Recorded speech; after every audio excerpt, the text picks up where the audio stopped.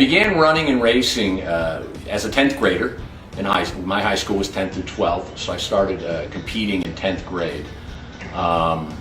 And as I mentioned earlier, your decisions to run and why you run evolve over time. Certainly when I started competing in 10th grade, it was the first thing I was good at. I definitely gained a lot of self-confidence, a lot of self-esteem competing as a 10th grader and being good at something physically for the first time in my life.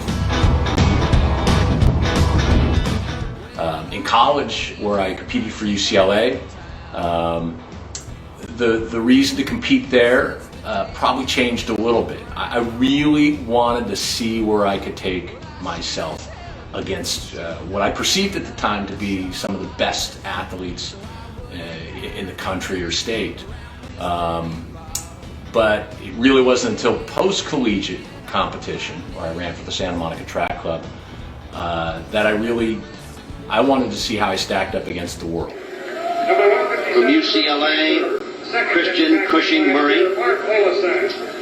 Diaz of Cal, Dalton of Oregon, Quaid of Arizona, Olson of Stanford, Dunbar of Oregon, Bill Crowley of Stanford, Jim Smith of Oregon, Stuart Frost of OSU, Oregon State, Dave Ottaway. 26. About 4 or 5 years ago, he was one of the great high school prospects in America. From the province of Ottawa, Olson has had stress fracture problems. He seems to be back in good shape this year. He could be on the Canadian Olympic team. He's right in the middle of the pack now. Griffin leading. And Cushing-Murray is right behind him. That's because he got into trouble on the last lap. No trouble for him now. The man in third, Terrence Harrington, has to be the favorite off a slow pace. But look at Holt. Jim Spivey continues to lead. Now Steve Holman moves to the outside to challenge. Spivey in front. Holman is second. Harrington is third. Coming for the line. All there in blue also, that you'll see probably later in the race. Terrence Harrington, a three-time national champion, wearing the colors of Santa Monica Track Club, is Christian Cushing-Murray. And also Doug Padilla wearing the number 2 on his left hip. Let's see if he tucks behind everybody and stays out of the traffic. No, he's trying to sneak by on the inside.